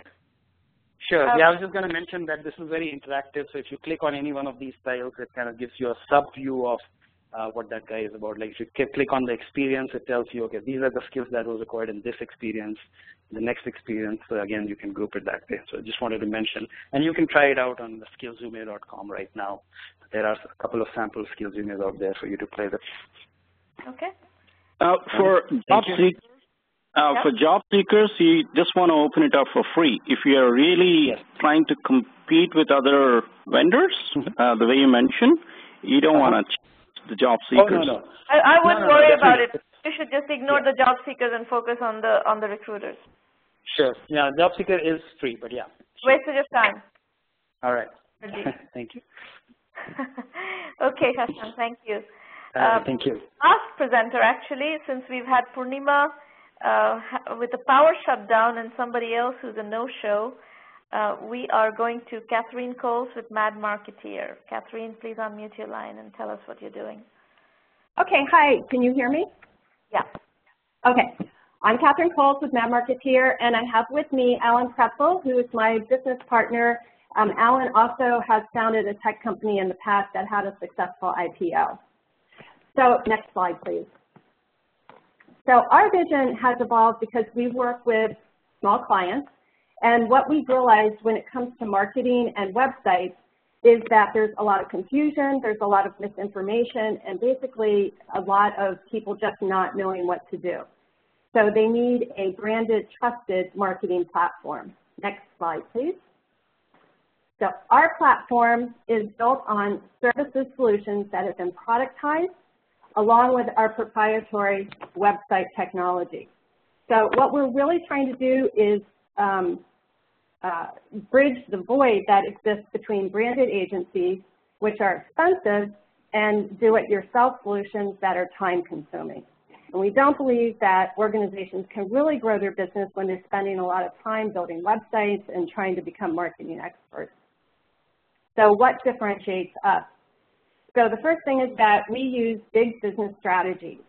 So we see a lot of clients just trying one thing, like they do social media or they do PR. But really what they need is an integrated solution that they can afford. And we offer that. Secondly, all of our products are built in bite-sized, affordable modules. And thirdly, we focus specifically on the fundamentals. Next slide, please.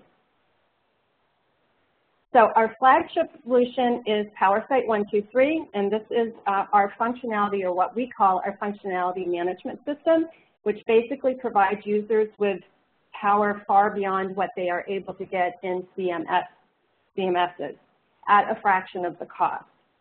So it's really unique in that what organizations are able to do, instead of having to use a bunch of different online tools, everything is combined together in one website and includes such things as online secure payments, blogs, CMS, an online store, and there's actually over 1,000 other. Next slide, please. So we have three types of clients that we target, and the first is for PowerSite 123. We build custom websites for small organizations, and that includes both nonprofits and small businesses. For Mad Marketeer, we provide more budget-strapped organizations with pre-formatted solutions and also curated do-it-yourself solutions. And then for the agency marketeer, we're selling our intellectual property to marketing agencies so that they can bypass the several years of development time that it takes most agencies to get off the ground. The other thing with the agency marketeer is that that's also a channel for us where we can white label and sell our marketing and website solutions to the agencies. Our promise is 4 prongs. So the first is to provide access to affordable quality marketing. And to use your term, Sramana, we really look at it as the democratization of marketing. Secondly, to provide quality alternatives to do-it-yourself solutions. Third is to simplify the universe of marketing possibilities. And lastly, and more importantly, is that we see a lot of wasted money that small organizations spend, so if they are able to save time, money, and resources, and they can accelerate their growth, they actually will have a much better chance of survival. So next slide, please. So as far as our segment, we're currently targeting organizations with less than 50 employees that have no marketing strategy or a really limited strategy. Usually they have a brochureware type of website, and they're primarily in the United States. our clients are also organizations that need to bootstrap, but are willing and able to invest some dollars in their marketing. They're organizations that can't afford their own in-house marketing director or VP, and that don't have a background in marketing or any expertise. And lastly, organizations that are faced with just a lack of time. And next slide, please. Our acquisition strategy has been focused on what we consider to be the low-hanging fruit, which is websites. Everybody realizes that they need a website. But then what we, our next step to the customer acquisition strategy was how do we create ongoing revenue instead of just constantly be looking for new clients. And the solution has been in creating the productized bite-sized marketing modules that are affordable. And this has been key in helping the organizations that we work with actually invest in marketing, because otherwise they find it too overwhelming or they find it too expensive. Next slide, please. As far as competition, there's literally thousands of website vendors, marketing agencies, and freelancers. Yet, if you look at the entire marketplace, there are very few brand names or known solutions that people can really trust. So what this means is that when choosing a vendor, it's often just a shot in the dark. And that results in a lot of complaints. And some of the things that we hear, this is a list, but inferior quality, no results, vendors constantly disappearing, and we basically hear a lot of people saying that they've been burned in the past. Next slide, please. As far as validation, we've built close to 1,000 websites, and including over 200 current clients. We have over 10 clients now for our new subscription-based website model that we just recently launched.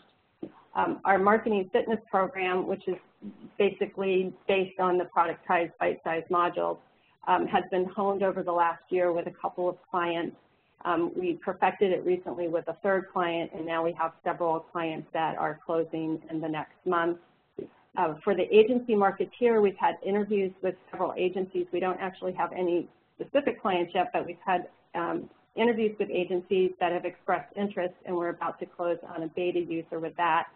And then lastly, we're also planning on adding affiliate marketing, which again, we haven't specifically internally validated that, but we do know that similar organizations have successfully implemented that as a revenue strategy. And next slide, please. So basically, our challenge lies in, I call it, we can't see the forest for the trees. We know that there's a lot of opportunity out there, but there's a lot of different paths that we could go down, and we feel that we need outside perspective to help us prioritize so that we can accelerate our growth. So my reaction to this, Catherine, is that it's too broad. You know, you have missed major competitors in a lot of segments that you are straddling. You know, you're straddling the SEO segment, you're straddling social media, you're straddling do-it-yourself websites, content management. I mean, in every segment, there are probably 15 competitors, and some very large ones. I mean, companies like Vistaprint even offer some of these services. So you really need to narrow down into something much more bite-sized, so much more repeatable and packageable that you can sell as a product. Otherwise, you're going to do custom services for people, you know, and that's not going to scale. And you're okay with it. You can do that, and that will generate revenues, but that puts you in a different bracket. I think what you're trying to do is to do something a bit more scalable. And comment number 2 is your segmentation, again, is very broad. You know, you have, if you focus, I heard you say, give some examples like nonprofits with fundraising requirements. Well, that is a very defined segment, and if you become kind of the dominant player in that segment, that is a positioning. And then you can work out the detailed needs of that segment, and you know, that would be a positioning. But right now, the way you have it is not a positioning. So we do actually, for example, with PowerSite 123, we have a product that's called Nonprofit Site 123. It is. So you don't have a product. You need to position your company on something. Right now, you're trying to do too many things, and small companies who try to do too many things, Never succeed. Okay. So just so you know, we do really have it focused down into two areas. And the first area is the website, because that website platform is very unique. We really haven't seen, except for high-end competition, we haven't seen anything in the lower-end market that really competes with the technology that we offer. And secondly, when I said initially that we focus on fundamentals, the marketing solution that we're offering to clients, it is in a product, it is productized. So we're not going out and trying to assess a client's particular needs and come up with unique solutions. We basically have everything broken down into steps, and we go through those same steps with each client. So it is repeatable. Everything is it's able to be replicated, and it's also able to be, steps are able to be delegated. So it does make it more scalable than what you typically see in marketing organizations, which is it always takes the brain power of the senior level person. All right. Suresh, do you have questions? Okay, I think I would rather, okay, before I go into the comments, I like the name Mad Market here, first of all. I think that's very catchy. And I think we have to also say that for creativecrowd.in, because it sort of explains what it does. Yep. A Mad Marketer also in some sense sort of explains what it does. But then I think you got to sort of build around that brand. It's a good brand. It's a very eye-catcher. And then the product seems to closely resemble to what HubSpot and Marketo does, because it has an underlying content management system and then helps marketers to market things like that. You know, it doesn't have payment systems and, you know, shopping carts and those kind of stuff, but it is targeted for slightly different purpose. So just like what Sramana said, maybe you need to pick that or something like that, but that's already a crowded market, by the way. You have to understand that, and it's a heavily funded. Yeah, if you want to do HubSpot and you want to do HubSpot at a much lower price point, that's a possibility. That's a possibility, because HubSpot is at $1,000 a month, right. Even for entry level. It's very, very expensive. We are already using HubSpot, not at the entry level, so then you can imagine how much we pay. So that's a market, but then you have to define that way and then go after it. Instead of trying to say we have 3 products and 3 of them does 3 different customer segments and then 3 different functionalities, but then if you can put all of them together and then say all of them just do one thing and then that's what this does, then it could be the Mad Marketer product, right? Then it makes sense to me. Right, and that is actually what we're working. Hold on. We're out of time, so I'm trying to finish this segment. Siva, do you have a comment or question? Sure. My first comment is, name is great, but I didn't really feel that you're providing a marketing solution. I felt you're just providing the website building solution. I really didn't feel that you're providing any value to the marketers just by providing a tool to build a website. I think you got to really get to the marketing aspect of it. And comparing your solution with HubSpot and Blackboard kind of companies, I think that's the wrong way to even position your company. All right, we're going to need to check on Purnima. So, Catherine, thank you. We've understood more or less what you're trying to do, and there are some options. I think if you want to be a lower price point HubSpot, you're going to need to go in that direction and redefine yourself completely in that direction. If you go in other directions, there's other possibilities, but you have to work on your positioning and segmentation, everything in a very, very tightly controlled way. And I mean, there are other possibilities also of targeting from a market point of view, target market point of view. We can talk about that later. All right. So I think we're going to need to, at this point, break. And Maureen is going to take over and share with you a video while we, the judges, go off and deliberate and figure out which 6 of the presenters have won today. So I'm going to put myself on mute. Maureen, over to you. Hi. Okay, so if everyone who's not a judge clicks on the link tab in the upper right corner of the slides window, you will go to the video, and we'll just watch a video while the judges What is break. the missions of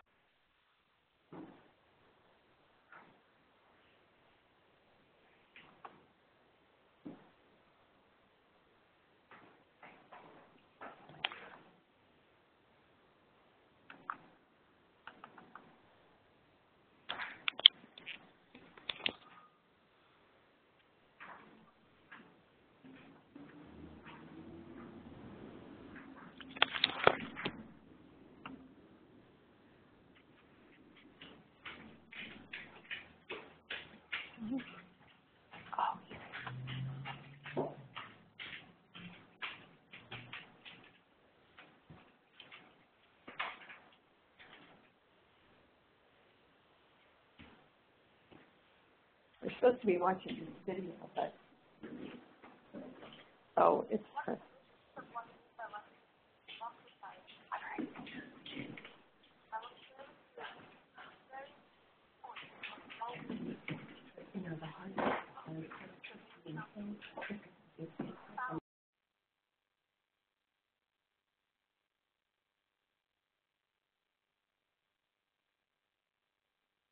I don't know.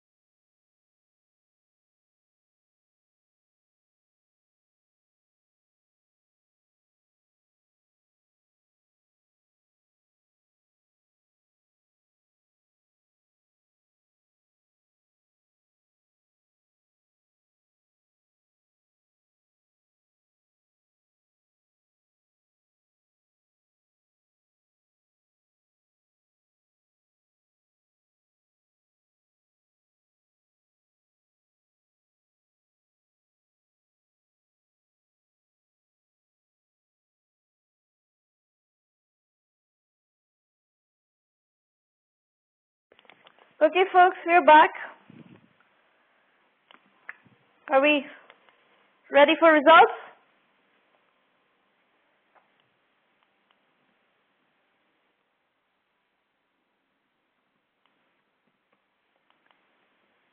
Maureen, can you, I'm not sure if I'm on mute. I think at least I can hear you, Sramana. Oh, okay. All right. So the list that I just put on public chat are the 8 who pitched today in that order. So what we're going to give you some, feedback on is first the 2 that did not win, and why they did not win. All the presentations were interesting. I think all of you are going in interesting directions. So each one of you are a work in progress. This is not, if you didn't win today, that is absolutely not a discouragement. It is very much that you need to refine your positioning, you need to refine your, process and target segment, how you explain things, and so on and so forth. But you need to do a lot more work. It's just that we have to pick 6 out of 8, so we couldn't pick all 8 of you. So Arham, your idea is a little bit too broad right now. And our recommendation to you is that you need to figure out, by working with corporates, what kind of leadership training are they looking for. And you need to also do a thorough competitive analysis on what kind of leadership training are other corporations buying, and align a product definition that fits that. Right now, it's all over the place, and this you're not going to be able to sell. Getting 1,000 people to like your Facebook page is quite different from actually getting money out of corporations. So you're going to need to zero in and define a path forward that is leadership training for corporations. And the other company that did not win today is Deepak Panigrahi, InstaSafe.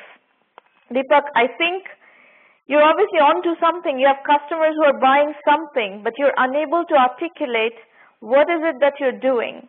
And that will make it very difficult for you to scale your sales process and attract more customers.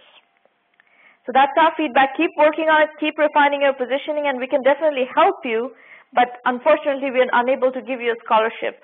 Which brings us to the winners: Mark Benetau, WP Academy, Spotlight, Vincent Serpico, Creative Crowd, Rakesh Mondal, Playrock, Tamil Rosenblum, Skillzoom, Shashank Shekhar and Sunil Javaji, and Mad Marketeer, Catherine Coles. So congratulations to the winners, and our feedback to you also is that you also have a tremendous amount of work to do. So the recording of the session is going to be available after we finish on the blog as well as on YouTube. Please listen to the recording, and of course, as you start working with us, you're going to get a lot more feedback as you engage, and we dive down into each of your detailed analysis. But given the stage at which we work with early stage ventures. So that 0 to 1 million journey, as Suresh and Siva will tell you, is a very difficult part of the journey, of an entrepreneur's journey. And all of us are works in progress in that journey. So there is going to be a tremendous amount of work in the year ahead. And congratulations nonetheless for winning the scholarship, and we definitely look forward to working with you. Suresh and Siva, thank you for judging the contest today and taking the time out of your incredibly busy schedules running your own companies. If you have any parting words, please feel free to chime in. Sure. Thanks, Sramana. This is Siva Devaki. And congratulations, whoever won. And as Sramana said, whoever could not make it doesn't mean that you don't have, the idea that can succeed. It's just that you need to refine what you what your idea is. And first and foremost important thing for any entrepreneur is absolutely stick to your passion, stick to your heart, and at the same time, keep an eye on the dollars. You know, that's very important, day in and day out, and you will succeed. Rick? Okay. Thank you, Sramana, for this great opportunity, and also a fantastic evening to meet all the presenters.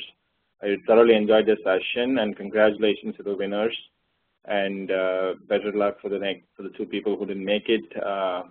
But it's just articulation and refinement of the pitch that needs to be done. All the best to them, everyone here. Thank you very much. All right.